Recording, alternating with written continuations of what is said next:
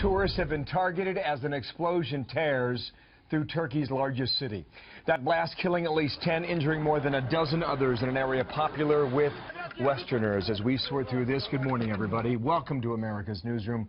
I'm Bill Hemmer. Good morning. Good morning, Bill. Good morning, everybody. I'm Martha McCallum. Turkey's president confirming that foreigners and some Turkish nationals were killed in this attack. Officials now believe that they may have their man, a Syrian bomber with ISIS backing. Conor Powell joins us live in Jerusalem. So, Conor, how does it look in terms of how likely this was to be an ISIS attack? Martha, so far no group has claimed responsibility, but there are sort of two groups that most people think are possible suspects, ISIS being the lead one, but also Turkish separatists who have long attacked the Turkish government. But the evidence does seem at this point to point towards ISIS. Among the dead, as you said, are both Germans and Norwegians, foreigners among the many 10 or so that were killed. Today's blast taking place really in the heart of downtown Istanbul. It's an area popular with both tourists and locals.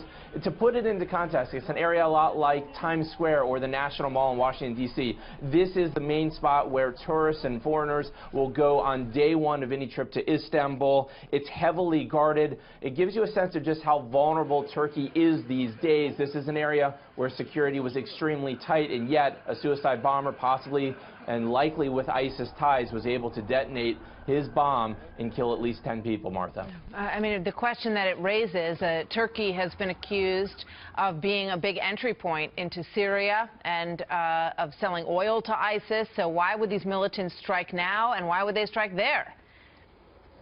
Yeah, so Turkey has long sort of had a complicated relationship with ISIS. Like other Sunni governments, they have viewed ISIS as an ally in the fight against Syrian President Bashar al-Assad, who's really enemy number one for countries like Saudi Arabia and Turkey.